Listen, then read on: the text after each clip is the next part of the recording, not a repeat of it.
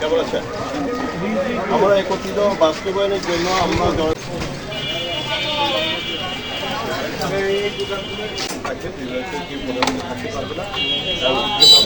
দফা জন্য আমরা যে লিফলেট বিতরণ করছি এবং আমরা এক্সপ্লেন করছি, আলহামদুলিল্লাহ অনেক ভালো রেসপন্স পাচ্ছি সবার কাছ থেকে এবং আমরা বোঝাতে সক্ষম হয়েছি যে আমরা ক্ষমতায় গেলে আমরা কি করব। এখানে আমাদের 31টা দফা আছে এবং তার মধ্যে হলো তার আগেও আমাদের যে ভারপ্রাপ্ত চেয়ারম্যান জনাব তারেক রহমান সাহেব নারীদের ক্ষমতায়নের জন্য 24 নম্বর অনুচ্ছেদে উনি বলেছেন যে আমরা নারীকে সুরক্ষা এবং ক্ষমতায়ন করব আমরা ক্ষমতায় গেলে। এবং আমাদের নারীদের আরও উদ্যোগ, নারীরা যখন করবে কোনো ফ্যামিলি কার্ড দেওয়া হবে নারীদের এবং ব্যবসা এসএমই ঋণ দেওয়া হবে, ব্যবসায়িক প্রশিক্ষণ এবং আর্থিক সহযোগিতা করা হবে এবং উচ্চশিক্ষার জন্য ব্যবস্থা করা হবে ফ্রি এবং কারিগরি শিক্ষা দিয়ে, যাতে নারীরা এদেশের বোঝা না, তারা যেন এদেশের সুশিক্ষা শিক্ষিত দেশকে নেতৃত্ব দিতে পারে।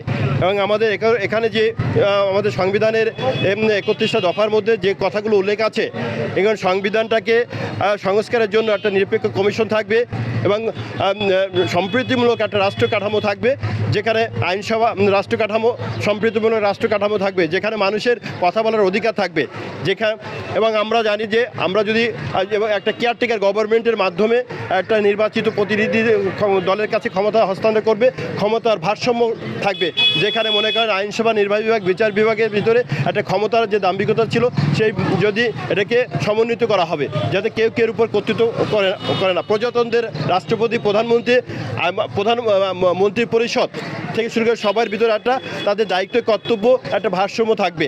এবং আমরা জানি যে দুইবার বেশি কেউ প্রধানমন্ত্রী হতে পারবে না এবং উচ্চকক্ষের প্রবর্তন হবে। যেমন উচ্চকক্ষ আজকে আমাদের যে এটা আছে, আমরা এক কক্ষ বিশিষ্ট আমাদের সংসদ, এখানে 2 কক্ষ বিশিষ্ট করা হবে। এই কারণে যে বিগত দিনে আমরা যদি বলি যে 2012 এবং 2014 সালে আমরা সমুদ্র বিজয় করেছিলাম, সেই সমুদ্র বিজয়ের ফলে আমরা কি পেয়েছি? আমরা কিছুই পাই না। বিজয়ের মধ্যে সীমাবদ্ধ ছিল, আমরা কোনো আমদানি মুখর দেশ হিসেবে বেশি কাছে প্রতিষ্ঠিত হয়েছি। আমরা এলএনজি থেকে বিশেষ করে তেল আমরা বিদেশ থেকে আমাদের আমদানি করতে হচ্ছে, অথচ আমাদের নদীগর্ভে আমরা যে সমুদ্র বিজয় করেছিলাম তার এই বাংলাদেশ সমপরিমাণ আমরা জায়গা বিজয় করেছি ভারত এবং মিয়ানমার থেকে, সেটা এখনও আমরা উৎপাদনমুখী করতে পারি নাই।